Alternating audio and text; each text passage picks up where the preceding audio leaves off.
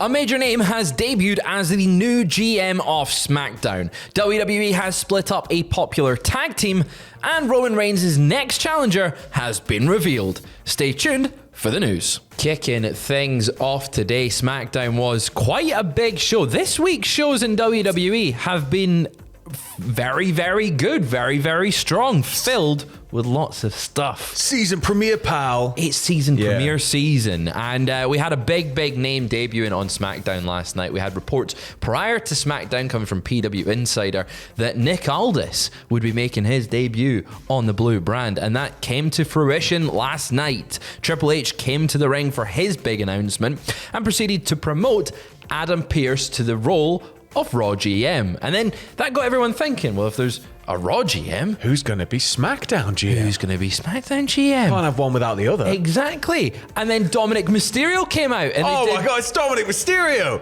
I popped for sure because they did the meme that's been going around on Twitter. Yeah. Where Triple H is to cut a promo and then he reacts.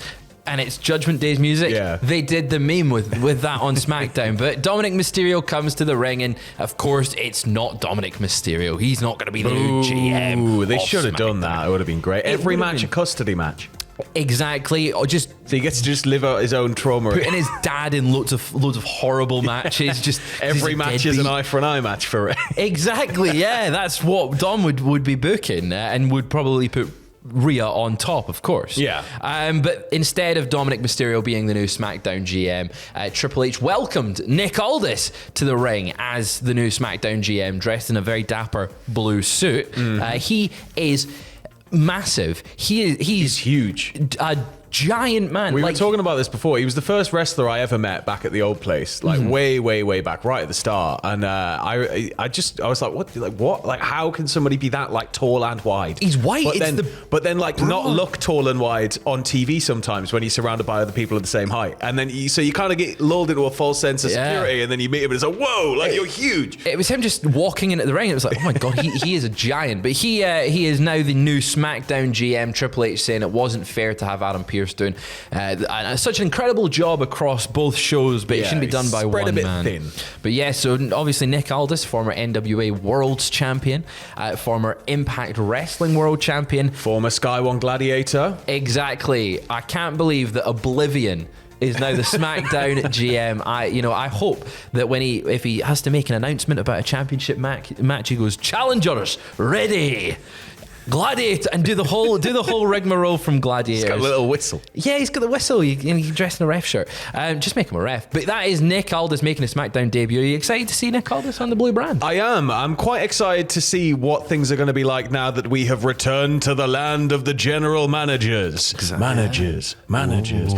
Because it's historically been quite a divisive storyline kind of framing device, the GM, because I think it's been abused so much by WWE over the years. Yeah. And then, I mean, there was the famous moment where, it was all just pinned on Baron Corbin, the failures of the company. So it's like, it can go a number of ways, but fingers crossed, Adam Pearce, I feel, set a really good precedent in his role as kind of the dual GM. He was kind of a GM, wasn't he? Yeah, he was sort of the go-between from the higher-ups to the general company. Yeah. But I think that he was always naturally in that GM position, but he did it in such a way where it wasn't very intrusive. It wasn't like shades of Tony, because Tony would only get involved at like set points. Actual point, yeah. But it has that kind of air of authority to it when it's coming from Pearce. So authority and legitimacy. Let's hope like Aldis continues along in that vein, and that the storylines they're going to build in and around it, because the guy can still wrestle as well. And there's another story you could rehash. And he's only 36. He's only 36. There's another story you could rehash that we did on 205 Live that barely anyone will have seen, because why weren't you watching 205 Live, you monsters? But Drake Maverick was pushed to the limit by Mike Kanellis so much that he eventually goaded him into hitting him, and then they had to have a match. And I think something like that could be done really well with Aldis. He's a very expressive talent as well. He is. He just exudes that sort of authority feel, though, and he came across really, really well. But his first order of business at SmackDown GM was announcing that Kevin Owens is the newest signing to the blue brand. He's already on SmackDown. A fan favourite, isn't he? He is. Well, he's gone, yeah, by the way, guys, we've got KO.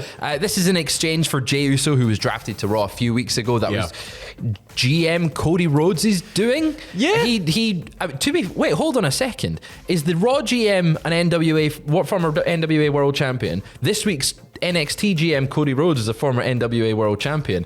And the SmackDown's new GM, Brutus Magnus, aka Nick Aldis, is a former NWA World Champion. And in Triple H's office is the NWA title. So what we're saying is that Tyrus is going to be the next one. God damn. Tyrus is the next one. But yeah, so Kevin Owens is now on SmackDown in exchange for Jey Uso, which kind of means, and Kevin Owens confirmed it on a SmackDown Digital exclusive, that his tag team with Sami Zayn has ended. The team has split up because Sami Zayn is still on Raw. What do you think of that? It was alluded to in Aldis's exclusive as well. There's like a sort of backstage interview with him where he's just sort of, being interviewed for his kind of debut. Yeah. And he alludes to the fact that, their tag teams, split up. They're not like a team anymore. So that kind of cements it, right? Yeah, and it's a shame because they've been a really fun act, but maybe this is exactly what both of them need just to freshen them up and get them out of that that little tag team scene. But sticking with Nick Aldis just now, WrestleVotes was another one of those sources that reported prior to SmackDown that Nick Aldis would be on SmackDown, but they also gave a little bit of some scrapped plans news, and we love some scrapped plans news, saying that there'd been discussions for the past month with ideas thrown around to get Nick Aldis's real life wife, that was tougher to say, Mickie James, involved as a co-GM alongside Aldis. However, they have acknowledged that this is not likely going to be happening anymore. I think it could work, but I think part of it would be, and as much as it'd be amazing to see Mickie back, and I think she'd kill it in that position, do we not need to maybe hit the ground running with Aldis on his own first? Exactly. And kind of introduce him maybe. But I could see this happening. I could see this working down the line. So, it's one of those things to maybe put a pin in. It'd be cool to see Mickie back in WWE. Either way, I think it's going to be cool. But I think, if Mickie returns, obviously the crowd are going to go absolutely wild. I feel, I would worry she would overshadow Nick in a sense that people are more familiar with Mickie. There is the potential for that. Maybe you bring her back and you have him be a bit favorable toward Mickie and you can kind of do a storyline where it's in and around having a them. Domestic on TV. Well, no, where maybe if he's like favoring her over other people, it could be slow, sort of so a slow she'd be GM though. She'd be co-GM with him. Yeah. So like, who's the bad? Good GM, bad GM. That would be a fun story. But I'm glad that she maybe isn't back right now because Nick Aldis needs that spot to get himself established, right? But that is all for Nick Aldis just now. We're going to move on to some Kota Ibushi news. Tell me, Sam. Yeah, so he's confirmed that he's officially signed a contract with AEW. He revealed when he worked Blood and Guts, it was on a verbal agreement, but signed a written contract where certain conditions were met. This apparently included living in Japan full-time, being allowed to work for other promotions, and having reduced dates to allow for flexibility. So he's got a bit of a golden goose deal here, but he is a golden goose. So he knows how to get a good contract. That's a perfect deal for him, right? I imagine it'll be like, and I get 5 firework spots per year, Tony, whenever I want. Any balcony you tell me I'm not going off, Tony, I'm going off that balcony. He wasn't even signed to a written deal, and he did a back bump on thumbtacks for no reason. Just to do it. Just for the lols. Yeah. I can't believe it. He has a fantastic talent. I'm really glad AEW have signed him to a contract. I'm quite excited to see where he's going to go within AEW because he's obviously one of the best wrestling talents in the world. Yeah. So I think it's only a matter of time until he's featured in some sort of major solo push. Yeah. I think they'll definitely, him and maybe Takeshita, I think is a dream match many people want to see happen. Yeah. And I think it definitely should. But sticking with contract news, just a little note. The NXT tag team known as the Dyad, the Schism, Zach Gibson and James Drake, the grizzled young veterans are now free agents. GYV are now free agents. As of today, they have been teasing some stuff on social media. I couldn't find anything about it, but they hinted at a time that lines up with Royal Quest 3. How can you let this team go? This is going to be one of those things I think where they look back and they go, should have done that. I get, sometimes they book people into a corner and it doesn't feel like you can do much with them. And that's when you hear these stories where it's like, well, creative's got nothing for you, pal. But just look at them. Like they're going to be a net gain to any promotion they walk into, no matter the size of the promotion. Literally any company. I feel like they'd be a great fit in New Japan. Impact would be one of the top to see tag them in New teams. Japan. I think they'd work really well in Impact. And that's the thing. Impact and New Japan, I feel like, are the great spot for them. AEW, I'd worry they'd get overshadowed right now. There's a lot going on in AEW, and that's the thing is you'd kind of get your big debut, you'd make a splash, but then it feels like, there's so much happening. Maybe it'd be a bit crazy to debut them immediately at the moment. Well, keep an eye on Grizzled Young Vets on social media. They could turn up literally anywhere at your house, apart from WWE right just now. Knock on your door, kick your head in. Kick your head in. Yeah, but saying of we've got some news about Roman Reigns' next challenger.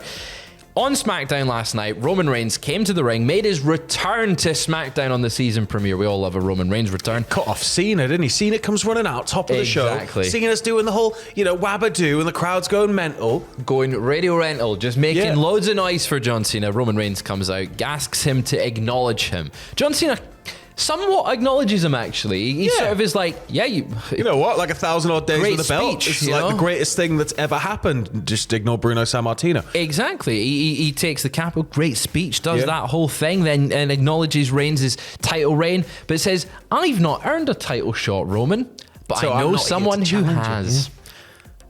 It's LA Knight. Yeah, the crowd goes absolutely wild. Like it's exactly as you'd expect. Yeah, it's a big pop. So LA Knight gets in the face of Roman Reigns, but Jimmy Uso attacked tonight, which made Roman look a little bit, I would say, perplexed. Yeah, and my favorite part of this little segment here is Cena is trapped in the corner by Solo Sikoa, because initially I just saw Cena watching Jimmy come in and knock out LA Knight. I was like, Cena? And then you notice that Solo's there, but Cena's kind of going, he's like kind of like bobbing around like a weevil on the spot. Like, I don't know what to do. Yeah, he glitched a little bit. But then later in the night, LA Knight managed to beat Solo Sikoa one-on-one, which not many people have managed to do. Yeah. That's really a sign that they see good things in LA Knight. Cody Rhodes beat Solo Sikoa prior to WrestleMania, and we all know how that went. So I'm sure we've got a lot of faith in LA Knight beating Roman Reigns. But following the match, Roman Reigns came in and speared LA Knight and stood tall with the title. Yeah, stood tall and just sort of stood there and took the abuse from the audience. My favorite part of that promo, though, to open the show was that it was like, well, one, the framing of the shot, because Knight was in his round glasses, and you would see the reflection of Roman in the glasses. Very well done on production there. And also, it's like LA Knight does his shtick and Roman's like, well done, like I've been away a couple of months and you've trained them to say your name, and then he just rolls straight on, and it's just man. I love it. Very excited for when this match happens. Maybe Crown Jewel, that feels like where they're maybe setting up to be. We've not got confirmation of that, of course. Yeah, I mean, Crown Jewel, it sort of feels like it's the type of environment where I think the match would go over, big. It would definitely go over big. Unfortunately, I don't think LA Knight is going over big. I want it to happen. Saudi Mania's running wild, brother. I want it to happen, but I don't think it will. Stay tuned to the channel for more wrestling news later on today. Stay tuned at cultaholic.com for all the wrestling news, and we will see you later on.